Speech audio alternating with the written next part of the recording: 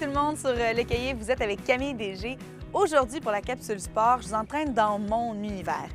Pour ceux qui lisent le blog depuis le tout début, en fait, c'est plus un secret pour personne. La natation, c'est mon sport. Puis je pense qu'on a tous un peu notre sport. D'ailleurs, avant qu'on commence la capsule, premièrement, je vous invite à vous abonner à la chaîne parce qu'on a plein d'autres capsules sport qui s'en viennent. Et deuxièmement, j'aimerais ça savoir en commentaire, c'est quoi votre sport? Qu'est-ce qui vous donne envie de bouger? Parce que pour moi, le sport, en fait, oui, c'est s'entraîner, c'est être en forme, c'est être bien dans sa peau, c'est avoir du plaisir, mais c'est ça, avoir du plaisir. Je me souviens pas trop, en fait, comment ça a commencé, mon amour de la natation, parce que j'étais un enfant, mais mes parents m'avaient mis dans les cours. C'est comme tout le monde, là, on a les petits cours de natation qui nous permettent, semaine après semaine, de pas un jour nous noyer. Ça fonctionne très bien. Mais moi, j'avais vraiment du plaisir. J'avais vraiment hâte à mon prochain cours. Nager, là, faire une longueur, pour moi, c'était pas une torture, c'était un plaisir. Et comme j'ai un papa qui aime le hockey, je pense qu'il aurait peut-être préféré que cet amour naisse sur la glace. Je suis vraiment désolée, papa. Mais c'est né dans l'eau. Et c'est ce qui a fait, en fait, que j'ai accroché. Est-ce que je serais devenue une sportive sans cet amour de l'eau-là? Je pense pas. Mais souvent, mes amis arrivent à la piscine, ils n'ont pas l'équipement parfait. T'sais, ils peuvent avoir un casque de bain pas adéquat ou même pas de casque de bain, des lunettes qui font pas vraiment le travail. Alors aujourd'hui, ensemble, on va monter des ensembles pour s'entraîner. Ça va être facile, ça va être idéal, ça va pouvoir vous suivre, même si vous améliorez la natation. Et surtout, là, vous n'aurez pas l'air fou devant les vrais nageurs à la piscine. Première étape, le maillot de bain. Je pense que j'étonne personne, on ne peut pas aller nu à la piscine. Et votre bikini là, de plage, là, vraiment très triangle, n'est pas non plus une bonne idée. Alors, j'ai sorti pour vous différents maillots. La base, quand on va travailler avec un maillot, en fait, ça va être de regarder comment il va être fait, comment vont être faites les bretelles. Parce que si vous nagez énormément, souvent, on va se ramasser avec des marques au cou qui ont l'air d'être faites par un être cher qui nous a donné des bisous beaucoup trop prononcés. Donc, les bretelles. On peut y aller avec des bretelles qui vont être minces, qui vont être tout petites. Ça, c'est ce qu'on appelle vraiment un dos nageur. Ou on peut y aller avec des bretelles qui vont être plus larges. C'est à vous de voir comment vous êtes confortable. Essayez le maillot, nagez avec le. C'est vraiment dommage ce que je veux dire, mais il n'y a pas de solution magique. Un maillot aussi, on le prend très serré. On ne veut pas qu'il soit large parce qu'il va s'agrandir avec la piscine, le chlore, le temps où on le porte, etc. Alors, quand vous l'essayez, il faut avoir du mal à le mettre au début puis se dire « Mon Dieu que c'est serré! » Mais tout tient en place, on est confortable.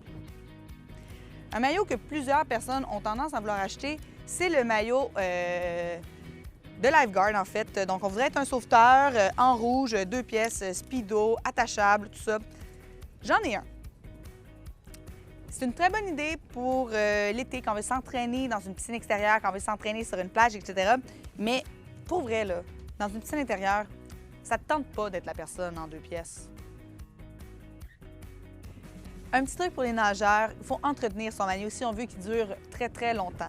Parce qu'en piscine, le chlore, c'est vraiment dommageable. Pour les piscines au bronze, même chose. Donc, votre maillot, quand vous sortez de la piscine, et même là, si vous n'êtes pas les nageurs, l'été en bikini, c'est le même truc. Hein. On va vraiment le passer à l'eau, s'assurer de bien retirer tout le chlore qu'il peut y avoir sur le maillot. Et ensuite, on l'étend. On n'étend pas notre maillot par les bretelles, ça va les étirer. Donc, on vient le déposer comme ça très simplement parce qu'on ne veut pas venir créer l'effet, là, mon maillot va être étiré, les bretelles vont être vraiment longues, il n'y aura plus d'élasticité. Puis à partir de là, on n'est pas vraiment confortable et il faut s'acheter déjà un nouveau maillot. Comme ça, il va durer vraiment plus longtemps, il va être beaucoup plus beau. Et c'est de s'assurer d'aller chercher un maillot qui va être vraiment résistant. Deuxième étape, le casque de bain. Parce que oui, nos cheveux, vont être dans notre visage, c'est pas super intéressant. 2, on n'a juste pas le droit de ne pas avoir de casque de bain à la piscine. Et là, je le sais, pour plusieurs, le casque de bain, ça veut dire le casque de bain en tissu vraiment pas très beau, qui va juste faire une grosse boule en arrière et qui va mouiller tous nos cheveux. Ou le casque de bain en plastique vraiment difficile à mettre et qui casse quand on a beaucoup trop de cheveux. Aujourd'hui, je vous présente le casque en silicone. Tout d'abord, quand on le met, pour vrai, ça ne fait pas mal. Ça demeure confortable sur notre tête et c'est moins serré qu'un casque en plastique. On le met comme ça. Alors, vous avez peut-être remarqué que quand j'ai mis le casque, je ne suis pas allée ouvrir mes mains là, parce que je ne voulais pas le briser ou l'endommager. Je suis vraiment allée faire des points et je l'ai déposé sur ma tête. En ce moment, ce que vous ne savez pas à la maison, c'est que j'ai l'impression d'être dans un aquarium parce que mes oreilles sont couvertes. Troisième étape, on parle des lunettes parce que c'est sûr qu'on en a besoin pour aller dans l'eau, pour bien nager. Moi, en fait, quand j'ai pas mes lunettes de natation, c'est comme si je n'étais pas capable de respirer. C'est peut-être juste moi qui ai un problème, mais on dirait que quand je vois pas, ça m'étouffe, même après des années de natation. Et ouvrir ses yeux dans le clair, c'est pas tout le temps idéal. Je suis sûre que vous avez tous déjà vu ce type de lunettes-là. Donc, il y a un petit coussin qui fait que c'est bien, c'est tout doux. Mais moi, pour vrai, je trouve pas que c'est les lunettes idéales. Par contre, je comprends que c'est un classique. Je comprends que si vous les connaissez, vous êtes confortable, vous les avez portées, ça peut demeurer votre alternative. Moi, je conseille plutôt des lunettes qui vont avoir ici un rebord vraiment plus caoutchouteux en plastique, en fait, qui va venir créer une succion. Ensuite, on se demande souvent pourquoi il y a des lunettes de plusieurs couleurs, mais c'est quand on s'entraîne soit à l'intérieur ou à l'extérieur. À l'intérieur, je vous conseille toujours d'aller chercher une vitre qui va être blanche pour vraiment bien voir.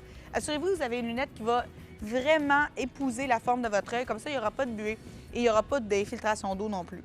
Quand on va chercher une lunette qui va être teintée comme ça, c'est vraiment plus pour aller en piscine extérieure, parce que là, bien, on ne veut pas avoir les reflets du soleil quand on s'entraîne. Mais si on prend une lunette trop foncée à l'intérieur, en fait, on verra pas bien. On peut aller s'amuser par contre avec des fonds qui vont être rosés, bleutés, orangés.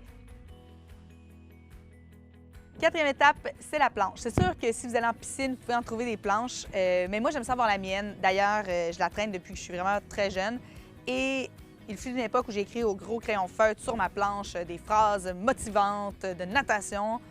Des fois, je trouve ça drôle maintenant quand je me rends à la piscine avec ma planche. Mais bon, la planche de piscine classique, quand même grande, contient, sauf que moi, avec mes années de natation, je me suis un peu fait mal aux épaules. Donc, une planche qui est longue comme ça, je viens beaucoup m'accoter, je trouve ça moins confortable. C'est pour ça que certaines personnes ne comprennent pas pourquoi moi, j'ai choisi une petite planche, en fait, une planche pour enfants. C'est sûr que pour les enfants, ça va être la bonne taille. Quelqu'un qui n'est peut-être pas habitué de nager, je vais lui conseiller de prendre une grande planche parce que ça va créer vraiment, ça va l'aider, le soutenir encore plus, surtout quand on travaille le kick. Et c'est sûr qu'il y a tout plein de types de planches qui existent comme ça, qui sont des planches vraiment faites pour la compétition. On peut venir s'accrocher les mains, etc., avoir différentes positions. Mais pour quelqu'un qui débute en natation, pas besoin d'aller. Tu sais, des fois, on veut avoir l'équipement. Peut-être pas besoin d'aller avec ça. Cinquième étape, c'est le pull boy. Donc, c'est ce que certaines personnes ne savent pas à quoi ça sert, qu'on retrouve à la piscine. En fait, un pull boy comme ça, les nageurs, on l'utilise pour mettre entre nos jambes. Et je comprends qu'on ne veut pas nécessairement mettre quelque chose que tout le monde a mis entre ses deux jambes, comme ça.